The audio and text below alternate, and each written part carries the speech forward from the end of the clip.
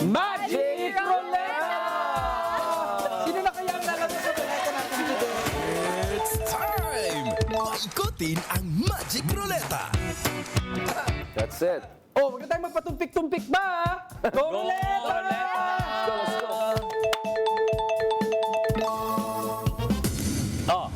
Sino yan? Sino yan? Wag natin sabihin ko Oy. muna, nakatulog Oy. pa si Senator hindi safe, Jinggoy Oy. Estrada, Parang- kaysa isang congressman na hindi nagpapasafe para sa mga kababayan, Bong Suntay.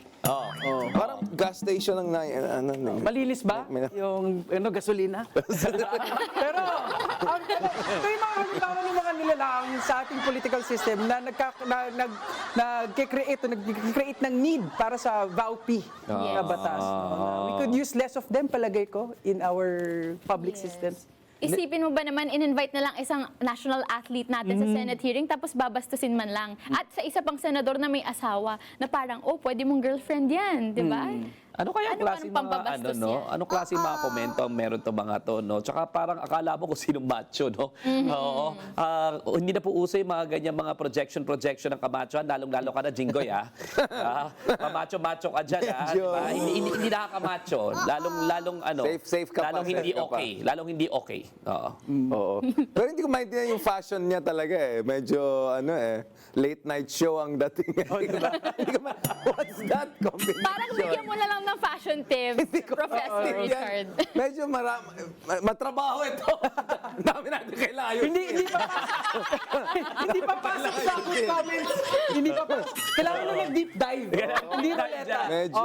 Quick comments. Pero, Na-visual hindi po namin nakakalimutan yung mga kabasusan nyo. Kaya paulit-ulit po, hanggat hindi po kayo napipinalize, lalagay po namin kayo sa Magic Ruleta. Dahil wala pong lugar ang mga kapustasan ninyo sa Philippine politics. Okay? Tama. Hindi kayo safe. Hindi kayo safe. Hindi kayo safe. Okay, at dahil dyan, go roulette! Roleta! Sige, safe. Uy! Oy! Oy. That's it. O, kala nyo kasi O, di ba? Parang biglang nagtinit na yung ulo niya. Biglang, biglang lumagitin konti. Bakit tatama yun? Ano bang... Parang nakaramang ng milk tea. Ang solusyon dyan, 8 hours ng tulog. Wow! O, di ba? Healthy life. Oh, ito kayang si Ombudsman Remulla, meron kayang 8 Nakatulog ba hours yan? ng tulog. Kailangan. Baka yung 8 hours niya buong linggo. Oo, 8 hours ng sleep for the week. Ano na raw ba? Ano ang sabi niya, di ba? Ang sabi niya, yung mga sa flood control daw, meron pa rin daw mga susunod na mga makukulong, no? Inaantay pa rin po namin yan kasi parang nabagalan ako eh. Di ba? Nabagalan ako eh. Sabi nung pumasok si Boying Remulla sa kanyang opisina, we were very hopeful and ano siya with guns blazing, no? When he entered. Sana magpatuloy po iyon at kailan na po ba makukulong yung mga sangkot, no? Tsaka bakit parang merong mga ligtas na ligtas? I'm talking about, let's say, for example, Mark Villar. No? Si Mark Villar, ang linaw-linaw, siyang Secretary of DPWH noong mga panahon na nagsimula ang flood control scandal, pero parang hindi man lang nababanggit at hindi man lang nakakasuhan. So, nag-aantay po kami ng aksyon dito sa Ombudsman. Isama po natin yung sa CLPG Builders, sila Bongo, no? Isama natin sila itong si Jinggoy Estrada sana, tsaka itong sila Joel Villanueva. Kailan talaga sila mapapanagot? Si ano pa? Sino pa? Cheese Escudero! Baka lagi natin nakakalimutan Thank you. Alam niyo po, nagpalala po sa akin Kasi kayo lang jacket, parang may ganyan na jacket ni dating SP. Tumasang kilay ko eh. Parang kulang yung listahan mo. Naalala ko tuloy yung kilay. diba? Amidst all the scandals and amidst all the poverty that yung mga Filipino people are encountering, meron nagpapakita ng napakalaking singsing no, na niregalo niya sa kanyang asawa. Magkano daw yung singsing? Oo, $1 million daw yun diba? Pero yung net worth mo ay Oo, yung net worth mo, ang baba. bracelet. Pabinenta nila ng career niya para bumiling sing-sing. Ganun yung lumalabas. Tapos yung ano daw, yung may mga nag-donate na sa campaign mo na meron pala mga kontrata sa gobyerno, pero again, you were let go, no? So nag-aantay po kami ng totoong hustisya. Again, always kung tatanungin, di ba, kailan ba magiging patas yung batas? Kailan ba natin ipaprioritize yung accountability dito sa bansang ito? And yung mga institutions natin will only work if there are humans, actual humans, good people who will make it work. So sana po, Boying Remulla, isa po kayo doon sa mga taong iyon na sisiguraduhin na yung ombudsman magiging tanod bayan talaga ng ng Filipino people, ng ating Pero the ombudsman is just one side of the story, di ba? Correct. Dapat yung buong justice system talagang titignan natin. So, ombudsman just gets the ball rolling. Pero hopefully, once this goes going, meron tayong justice also on the other side of the equation. Kasi last year, ang daming na-acquit eh. Correct. Di At ba sabi parang- nga ni Boying, di ba, ang dami raw ina-acquit ng courts natin eh. Yeah. Di ba? And he has the statistics to back it up, no? So sana lang, kaya nga meron tayong Pero hindi special kaya court may yun, di ba? argumento na, kaya nga medyo na-delay ng onti kasi gusto nilang iwasan yung mga technicalities kasi maraming mga acquitted. Airtight.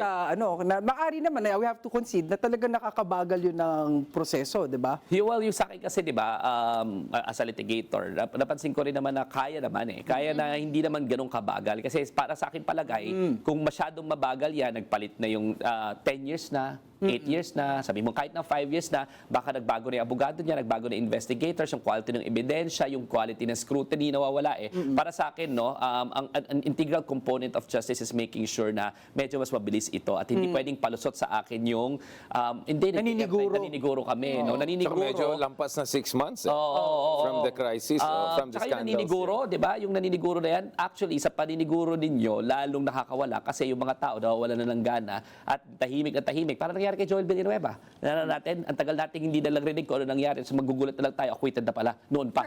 Na may secret Na may secret decision na tinawag ni Boying na secret decision. So sana hindi na maulit ito. So hopefully, sa lalong madaling panahon, tama si Richard, all our institutions should work to promote accountability. Ang lagi natin sinasabi, dapat patas sa batas, hindi yung selective yung justice natin. At dahil dyan, panoorin nyo si Attorney Dino sa Patas sa Batas. At ngayon, tayo ay mag-go-roleta! Branding pala to.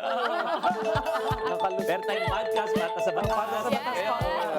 Dumi-deep dive na naman. Oy, ano yan? ang soon-to-be carton. At Nasaan na counter natin? bakit? Ano nangyari? Nasaan? Nasaan na siya? Nasaan siya? Nasaan na siya? Si Senator Bato. Nasaan siya? Nasaan siya? Yun nga yung tanong. Nasaan pala? Gawin lang dito. I mean, I don't understand. Alam ko, prerogative ng Senate yun to do something about it. Pero hindi ba tayong taxpayers, taong bayan, mga bumoboto, wala ba tayong karapatan?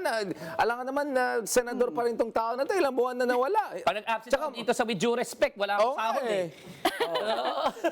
Present na nga tayo, walang sahod. Present na nga tayo, wala Wala akong pa sahod. sahod. Ito, wala MIA na nga. May sahod pa rin. Wala na nga siyang committee lahat. Pero alam ko dun sa isang episode, sabi mo, minsan mas maganda wala sila, di ba? Oo nga. Hindi ko sinasabi dahil katabi niya yung isa. Pero, di ba sabi mo minsan, parang mas Mag-walk out maganda ka na yung lang. empty ka nandun sila. So baka naman magpasalamat tayo, hindi siya nagpapakita. Blessing in disguise ba? Tingin ko hindi kasi may ilang milyong Pilipinong umasa na paglilingkuran sila ni Senator Bato. Oo. Parang mas makintab pa sa ulo niya yung record niya. Wala pang naipas eh. Walang naipasa. Wala na naipas ang batas eh. Oo, wala sa debate. Wala sa sa mga debate. diskusyon. Wala sa mga boto. Nung nakaraan, gusto pang hiramin ng pamilya niya yung mansyon sa Baguio, ng Senado. Hindi nagpapasok pero gusto magbakasyon yung kanyang pamilya. Ang sarap ng buhay. Ang sarap ng buhay. Talaga nga naman, no? Pero, nung malawakan ng patayan sa Pilipinas, ikaw ang perfect attendance, ha?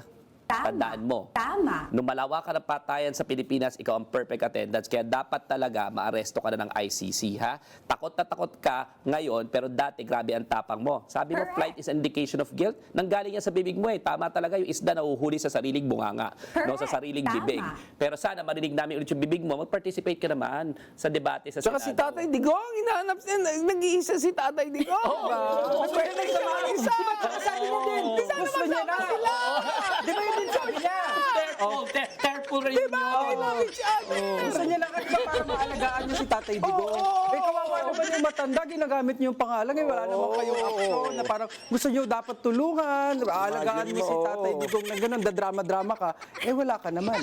Unless, nasa ICC ka na, hindi namin alam. Group hate! Group hate! Group hate! Dapat, magyakapan kayo doon, no? Lagi nyo lang ginagamit yung pangalan ni Rodrigo Duterte, pero wala ko nakikitang konkretong aksyon para sabahan niyo siya. Correct. Para tabahan User-friendly niyo siya. kaya kay Para Tatay maibalik Digong, niyo siya. kawawa naman si Tatay.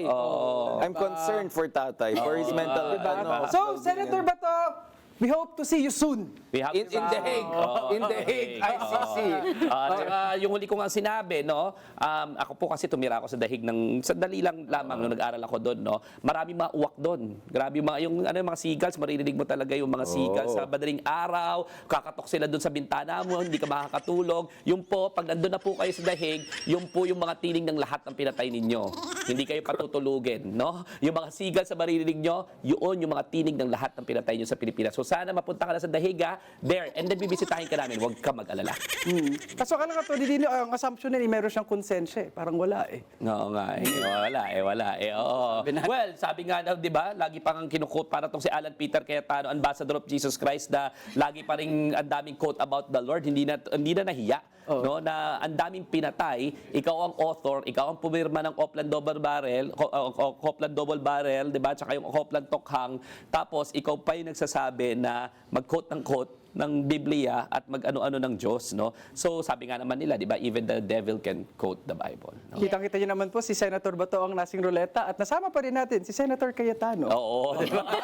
Tatawag dyan ay 2-for-1 bundle. Dahil dyan, go ruleta! Hindi, papakita lang na isa pinagtulungan talaga nila. Yun. Wait, sino ba? Ito yung si Senator Bato, parang kung si Senator Bato ay puro absent. There is balance in the universe.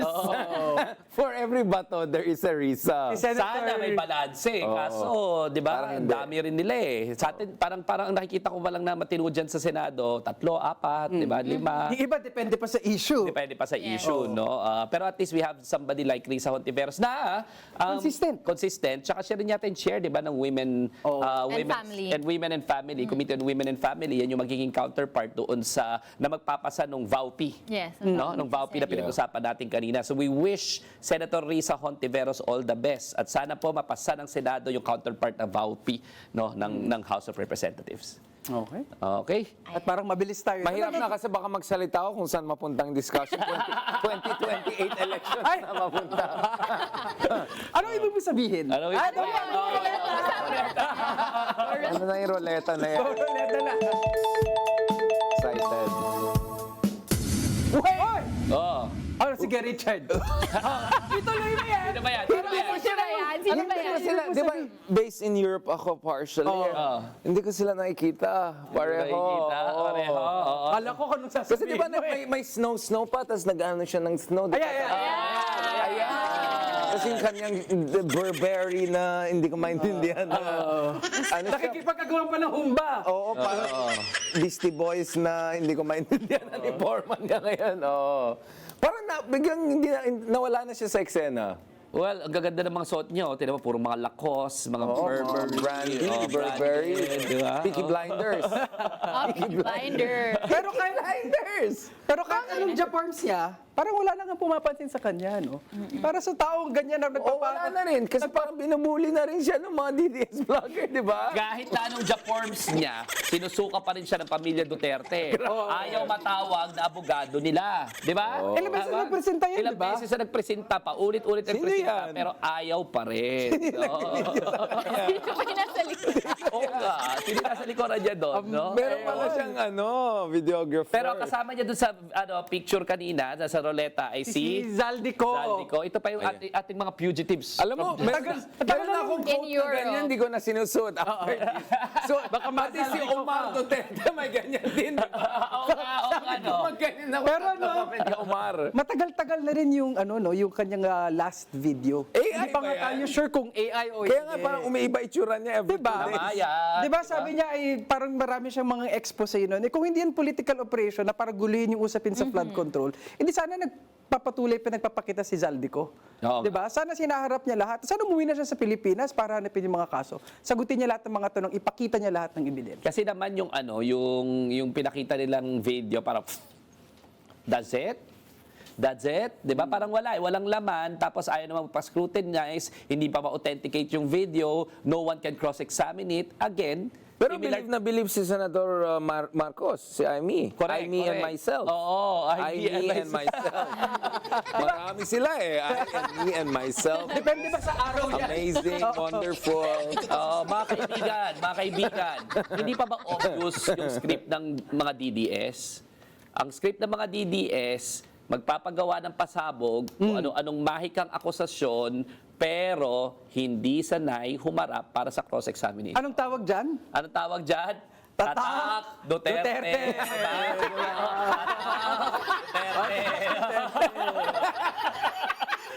Diba? Ulit.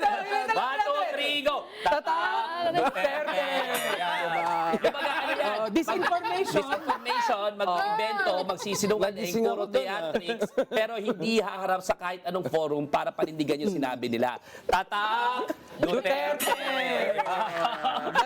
Oo, napakalinaw na May disinformation magic campaign, talaga eh. kasinungalingan, pambobola lang, budol-budol. Gusto ko lang paalala sa inyo kung anong ultimate budol-budol at kasinungalingan nito mga Duterte ha. Nung kampanya, anong sabi? Kanina pinag-uusapan natin West Philippine Sea. Correct. Magje-jet ski ako papuntang West Philippine Sea. Yung palatutan ng Sina.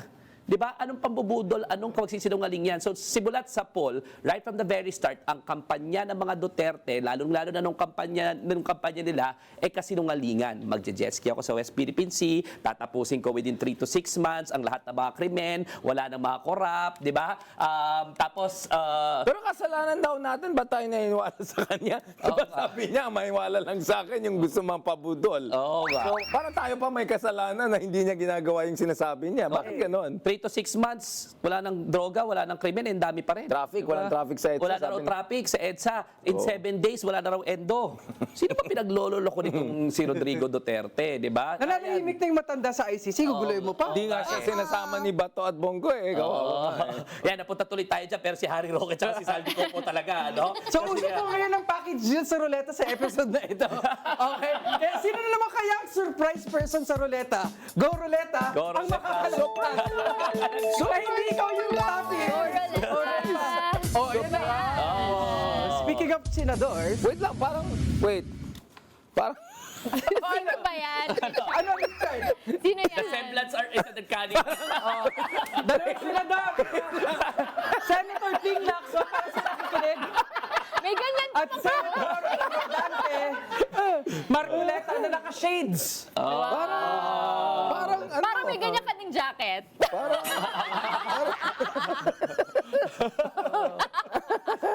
Kamusta naman may bangayan itong dalawang ito, no? Maganda yan, maganda. Yung isa Shakespearean, mag-English, GMRC, tapos yung isa legal luminary, West Philippine Sea expert, very high level yung kanilang exchanges. Pero grabe yung ginawang expose ni Panfilo Lacson, ni Senator Panfilo Lacson, nung sinabi niya, parang photocopy, parang carbon copy ng lahat ng mga Talking points.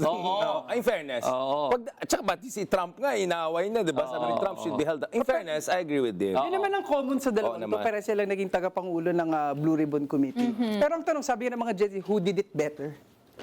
Diba? Anong banda? Sa pagiging chair ng Blue Ribbon Committee. Dahil pares nilang Maganda ginawakan yung dynamic nila, no? Oo, Yung back and investigasyon, forth nila. no? So, di makasalita si Atty. Dino De Leon kasi nagmumukbang yan siya mag-isa. Nanahimig ako, magagano ka lang. Alam ko kasi wala ako sa... Nahuli ka rin. So, ikaw yung nakalagpas sa ruleta ngayon, no? Oo, di ba? Nahuli ka! Nahuli ka! Oo, di ba? Bago yan. Nahuli na naman. Pero di ba, kasi Ayan di ba na si Senator Ping, paalala lang natin ulit sa Blue Ribbon Committee na sana pirmata rin naman na yung report. Ano bang nangyayari? Oo nga. Si Lacson? Oo. nga Ano eh. pa yung mga kapwa senador? May mga- Di ba? May minention kasi siyang senador na biglang hindi minimension yung Sino? na dating sekretary na may kinalaman sa mga highway. Sa DPWH ba yan? Sino nga? Hindi ko nga. Ayun. Hindi nyo maririnig yun. Tahimik Hindi ko lang kasi yun, di ba? Tahimik lang. Alam mo ba yung boses niya? Parang hindi ko siya ever narinig. Actually, hindi ko pa nga narinig. Ano ba boses ni Mark Villar? Diba? Ano ba yung boses ni Mark Villar? Wala. Senator ba talaga to? Parang hindi ko pa nakita magtanong. Si Cynthia Villar ang alam na. Since Villar naman yung sana hindi na lang magsalita. Oo. Yun na lang. Ano ko nagising sa Villar naman kaya yun? Sino ba nasa ruleta natin? So, walang tinama ang ruleta. Bardagulan na, Lahat hati- bardagulan. Sige na nga, go ruleta. Para malaman Go. mong maahagit next. Pero parang ano Mukhang mapapatuloy naano pa. ako eh. Sino yan? Sino to? Surprise yan, Sino to? surprise. Ay, siya na yan. Ito na, Atty. Dino, para sa'yo. Parang gigil na gigil siya. Parang galit eh. Ganyan, ganyan yan. Dino, Duterte. Ito naman kasi yung champion sa ayaw humarap, di ba? Oo nga. Siya yung uli lang dito na nagbibigay ng dahilan sa mga ibang tao na wag harapin ang hustisya. So, pang ilang hearing na ha, pang hindi yan humaharap, pero sinabi gusto ng bloodbath, no? Pero tatakbo sa Supreme Court para sa technicality. Tapos, akala niya, tsaka ng mga advisors niya, mga political advisors niya, brilliant. Nag-declare siya na magpe-presidente para lahat politika lang. Pero hoy, hindi na po uso yung ganyan, yung mga palusot ha, tsaka yung magiging tatak Duterte! Kasi bumubulusok yung kanyang trust rating. Kawawa naman, di ba? Ibig sabihin, hindi na rin effective. Correct. Sabi ko nga, last episode, ang layo mo sa tatay mo. No? At saka, kitang-kita na na-expose na rin yung inyong mga ways and methods na talaga namang istilong bulok. No? Bulok. Hindi na babalik ang Pilipinas diyan sa mga kabulukan ng mga Duterte, no? Ginawa ninyong ang gusto nyo kasi ang style Sigurado niyo. ka dyan, ha? Oo. Ang style kasi ng mga to, sinasow yung hatred sa atin and Oo, divide. tama. Tapos, Wini-weaponize yung wini-weaponize. ating O, tinan nyo, yung mga nanonood sa online ngayon, buksan nyo yung comment section. Oo. Puro trolls na naman yan. Puro trolls yan. Yung mga basis instincts natin tinatap para we will hate each other. dark Tapos lahat tayo gusto nila maging loyal sa mga Duterte kahit anong mangyari, parang mga zombie, tsaka not thinking, di ba? Unthinking machines. Pero unfortunately, hindi na nagiging effective eh. Bumabagsak ka na 51% eh. Sara Duterte ha? Sara Duterte, huwag ka masyadong kampante, matatalo ka. Fearless forecast po yan. Fearless forecast. Sa fearless forecast ko na last time na hindi ka appear. Fearless forecast. Matatalo ka. Matatalo ka. At saka lahat, yung mga politiko susuporta sa kanya kasi takot na takot kayo Yun. na panindigan ang tama, matatalo rin kayo. At maaalala namin kayo, hindi na babalik ang mga Pilipinas sa mga mamamatay tao, mga bastos, mga corrupt, no?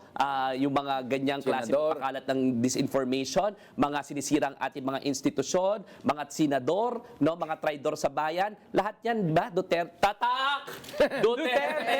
Hindi na po kami papayag. No? So matatalo po kayo. Kung ako doon sa mga politiko na gusto pong sumuporta sa kanila, magdalawang isip na kayo ha, kasi pagbabayaran nyo yan, hindi lamang sa taong bayan, kundi sa konsensya ninyo at saka sa mga salinlahi ninyo. They will not be able to believe that you supported the Duterte. Ha? Kaya wag na po natin gawin yan. O, diba? Okay? Meron pa ba? Wala na yata susunod doon. Kaya, diba? Parang wala na. Okay. Okay, yun na ang ating Magic Roleta at marami na nga nahagip at nadamay.